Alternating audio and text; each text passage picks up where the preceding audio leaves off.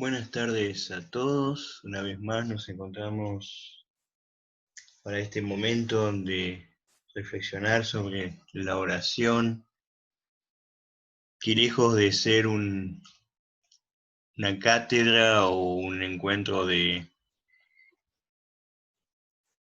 donde uno puede decir estamos haciendo un curso o algo de eso, es simplemente distintos enfoques y pensamientos que nos pueden ayudar para este gran ministerio que es el ministerio de la oración, uno de los dones más grandes que tenemos los hijos de Dios para dirigirnos a Él y para sentirnos íntegros como personas. Una de uno de los relatos de oración en la Biblia que a mí más me impactan, si bien hay varios, pero uno que siempre me deja pensando es el que encontramos en el Evangelio de Mateo en el capítulo 26, a partir del versículo 36 hasta el 46. Y para mí es significativo por tres motivos. Primero, por el lugar en el cual está colocada esta oración. Después de la Santa Cena, cuando Jesús se comparte la última cena con los discípulos, ya sabiendo que iba a ser traicionado por Judas, porque él mismo lo anuncia, y también sabiendo que Pedro lo iba a negar, él se retira al Getsemaní y se pone a orar. Pero vamos a compartir el texto, después quiero hacer dos o tres reflexiones. Y después de esta oración, por eso decía, entre la Santa Cena, el último momento que él comparte con sus discípulos, y mientras está orando, se lo llevan preso a Jesús con todo lo que después conocemos, el juicio y la condena, o el supuesto juicio y la condena que le hicieron a Jesús. Pero vamos a leer los versículos 36 al 46 del Evangelio de Mateo y después solamente quiero compartir dos cositas. Luego fue Jesús con sus discípulos a un lugar llamado Getsemaní y les dijo, siéntense aquí mientras yo voy a orar más allá. Y se llevó a Pedro y a los dos hijos de Zebedeo y comenzó a sentirse muy triste y angustiado. Les dijo, siento en mi alma una tristeza de muerte, quédense ustedes aquí y permanezcan despiertos conmigo. Enseguida Jesús se fue un poco más adelante, se inclinó hasta tocar el suelo con la frente y oró diciendo, Padre mío, si es posible, líbrame de este trago amargo, pero que no se haga lo que yo quiero, sino lo que quieres tú. Luego volvió a donde estaban los discípulos y los encontró dormidos. Le dijo a Pedro, ¿ni siquiera una hora pudieron ustedes mantenerse despiertos conmigo? Manténganse despiertos y oren, para que no caigan en tentación. Ustedes tienen buena voluntad, pero son débiles. Por segunda vez se fue y oró así, Padre mío, si no es posible evitar que yo sufra esta prueba, hágase tu voluntad. Cuando volvió encontró otra vez dormido a los discípulos porque sus ojos se les cerraban de sueño. Los dejó y se fue a orar por tercera vez repitiendo las mismas palabras. Entonces regresó a donde estaban los discípulos y les dijo, ¿siguen ustedes durmiendo y descansando? Ha llegado la hora en que el Hijo del Hombre va a ser entregado en manos de los pecadores. Levántense, vamos, ya se acerca el que me traiciona. Hay dos cosas que me impactan y me llaman la atención de este relato, tres en realidad. La primera es cómo se va cerrando el círculo a medida que se le complica la vida a Jesús. Se va con los discípulos, después se lleva a sus tres íntimos, que era el círculo de los tres, y después queda solito. Y se pone a orar. Y dice que estuvo orando una hora. volvió, encontró a Pedro y los otros dos discípulos dormidos, ni siquiera podían mantenerse despiertos una hora conmigo.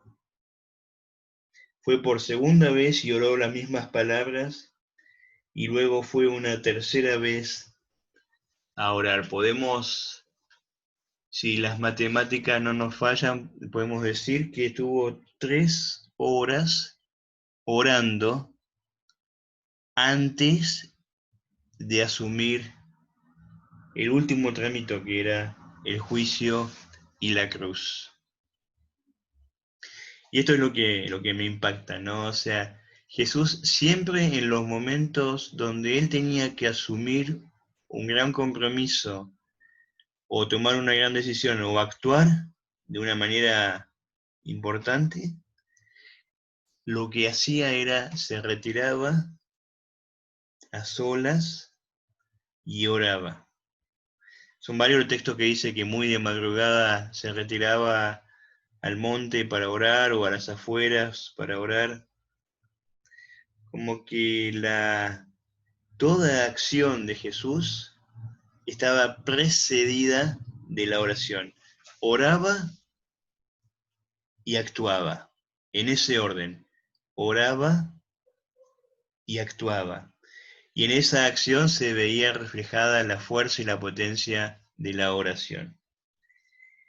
Y lo segundo, que ya es por ahí un poco más trillado, es el tema de la expresión: Padre mío, si es posible, líbrame de este trago amargo, pero que no se haga lo que yo quiero, sino lo que quieres tú. Y después dice: Padre mío, si no es posible evitar que yo sufra esta prueba, hágase tu voluntad. La convicción que tenía Jesús de que por más que él le pida, se sometía a la voluntad de Dios. Y a veces nosotros cuando oramos, que tenemos nuestra lista de supermercado, como digo siempre, le pedimos, sin tener en cuenta que en realidad depende de Dios si eso que nosotros le pedimos se nos va a cumplir o no, y en el tiempo que Dios así lo disponga. Si bien en otro texto dice, pidan como si ya lo estuvieran teniendo lo que van a pedir, o sea, se refiere más a la confianza de que realmente no estamos haciendo una oración en vano, pero también muchas veces nos olvidamos en la oración esto de que no sea mi voluntad, egocéntrica muchas veces, sino que, Señor, sea tu voluntad. Si lo que yo te pido está dentro del plan, dentro del proyecto de vida que tú tienes destinado para mí, que se cumpla. Y lo que está implícito es, y si no, dame las fuerzas para que yo pueda afrontar lo contrario. Dame las fuerzas para que yo pueda superar esta prueba. Pero siempre teniendo claro, hágase tu voluntad. Y me quedé pensando en esto, ¿no? El tiempo de la oración de Jesús. 3 horas. ¿Cuánto oramos cada uno de nosotros en el día? Cuando yo era chico me habían enseñado mis padres, mi familia, distintas oraciones para antes de comer, para antes de ir a dormir, para la mañana cuando uno se levanta. Como que estaba el hábito de la oración como parte del proceso del día. Y uno sentía que cuando a la noche, si bien era más bien un rezo, una repetición de una oración ya hecha, y no era una oración propiamente dicha, sino que era rezar. Por eso la diferencia entre rezar y orar. Pero eso es como que a uno le daba la tranquilidad de que, bueno, ahora voy a dormir en paz y voy a estar protegido por el Señor. Y esa es un poco la idea que transmite Jesús en este texto de Mateo, ¿no? O sea, él, a pesar de saber que me toca enfrentar algo difícil, voy a estar en paz, porque estoy haciendo tu voluntad, y por lo tanto tú me vas a dar fuerzas para poder sobrellevarlo. ¿Se acuerdan al principio cuando hablábamos de la paz, que es esa sensación de estar en paz, en armonía, cuando nos sabemos en sintonía con Dios? Bueno, esa es la paz de la cual acá Jesús lo manifiesta.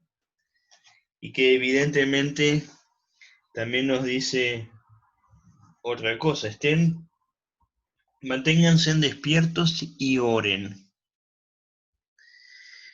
No está diciendo que no tengamos el derecho a nuestro descanso, a nuestro tiempo libre o a nuestros tiempos de ocio, sino que mantengámonos despiertos en el sentido de mantenernos atentos y oremos para que podamos estar siempre en armonía y en sintonía con el propósito que Dios tiene para nuestras vidas, y que no nos dejemos tentar por el diablo, por el enemigo que constantemente está buscando para que nosotros estemos perdiendo de vista nuestro objetivo, nuestro rumbo, y estemos distraídos con otras cosas, en la vida cotidiana, en la vida familiar, en la vida de la iglesia.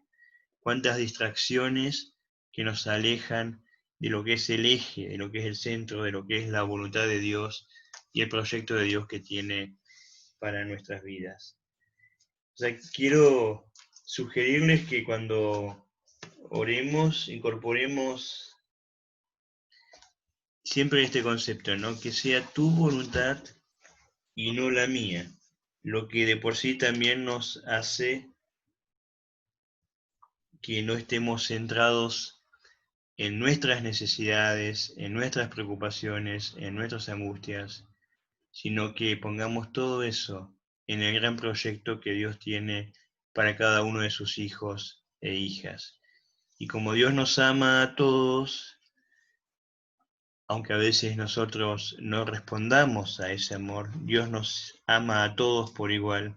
Seguramente va a darnos no lo mejor que nosotros consideramos sea lo mejor, sino lo que Él considera lo mejor para cada uno de nosotros.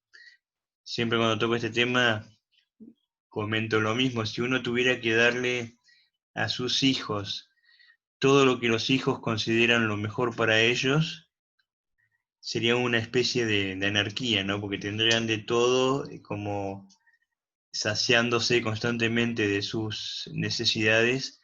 Uno como padre le da a sus hijos lo que uno considera que es lo que necesitan y no lo que ellos siempre piden.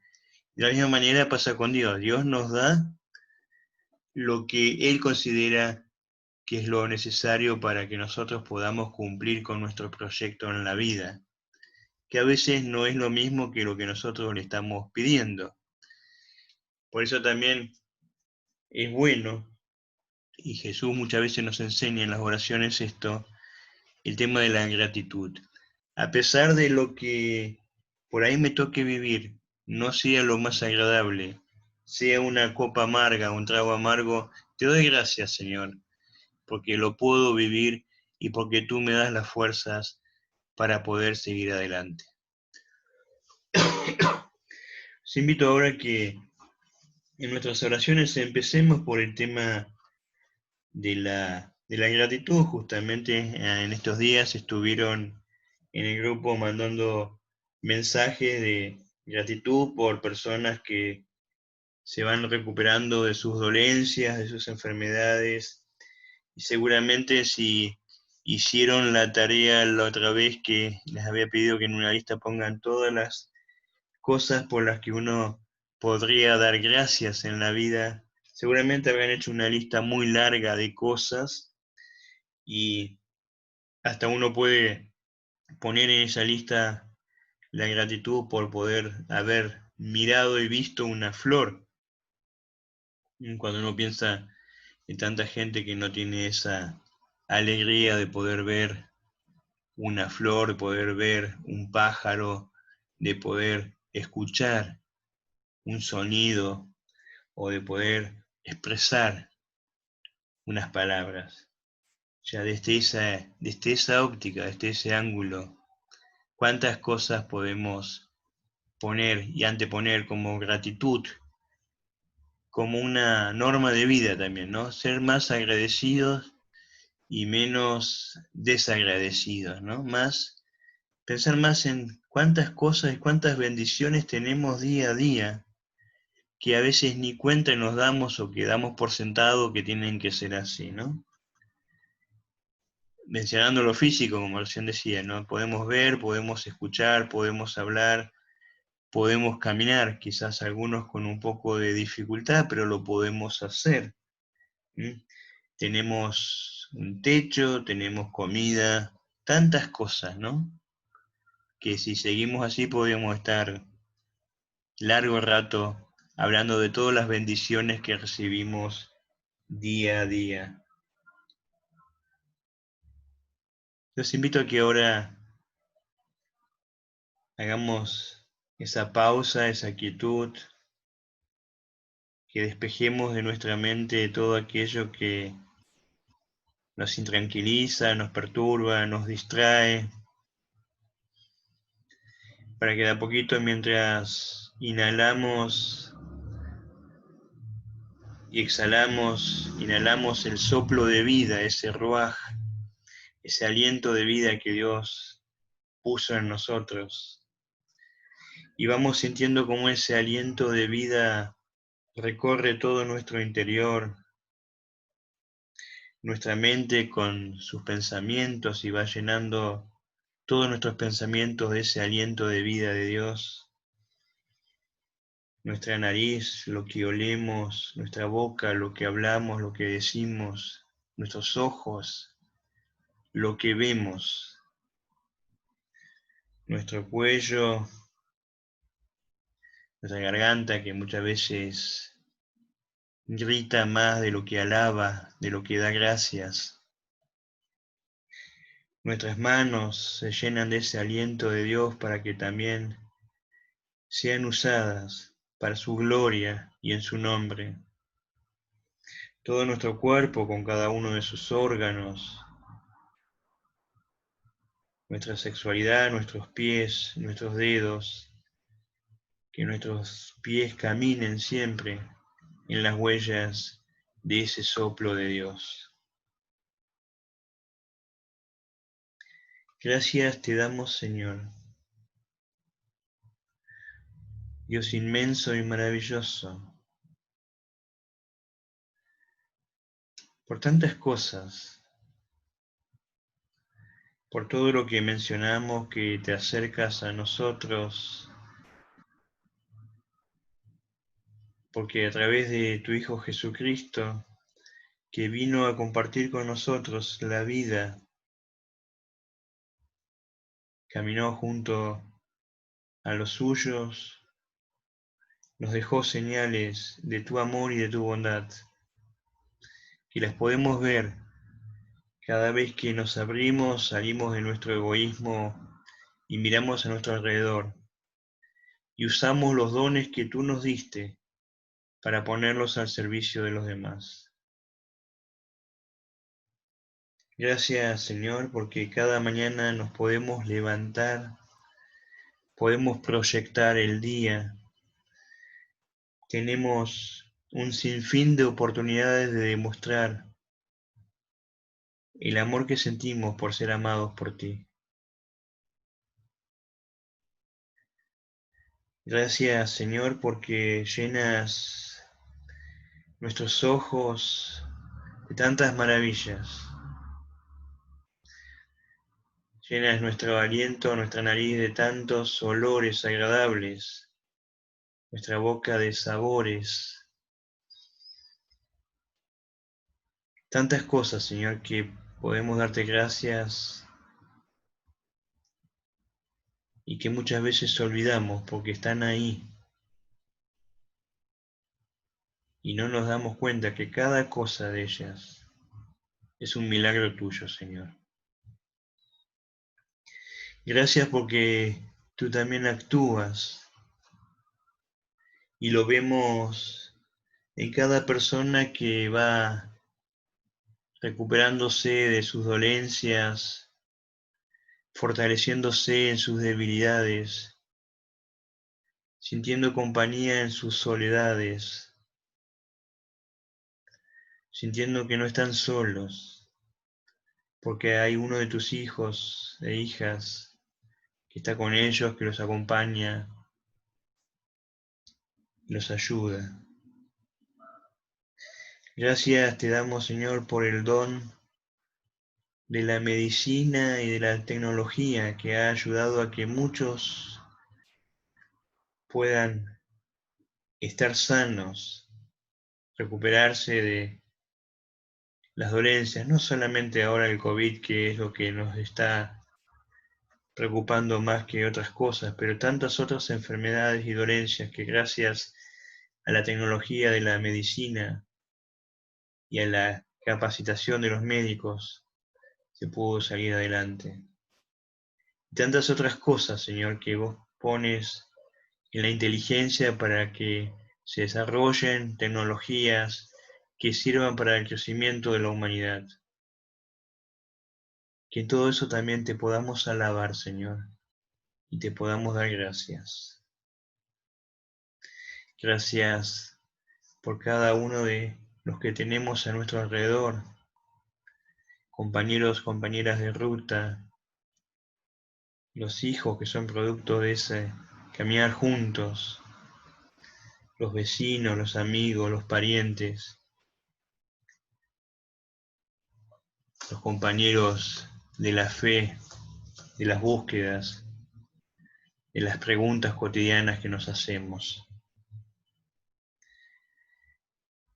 Gracias porque nos das la libertad de elegirte y de elegir seguirte y elegir aprender de tus enseñanzas a través de Jesucristo.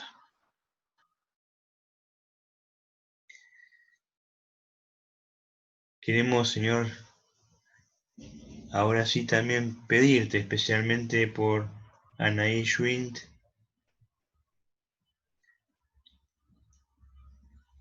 que está en su 8º mes de embarazo y con COVID, la hija de mi colega Claudio, para que tú, Señor, la acompañes y la fortalezcas. Pedimos también por todas aquellas personas que están sufriendo en este momento la enfermedad directa o indirectamente. Directamente porque son los afectados e indirectamente porque tienen algún familiar o algún allegado o conocido que está atravesando por esa enfermedad. Pero también, Señor, por todos aquellos que fueron invadidos por el miedo y por el pánico, para que en vez de tener pánico y tener miedo, puedan sentir paz en tu corazón, Señor. Acompáñalos y bendícelos. Todo esto, Señor, te lo pedimos en tu nombre. Amén.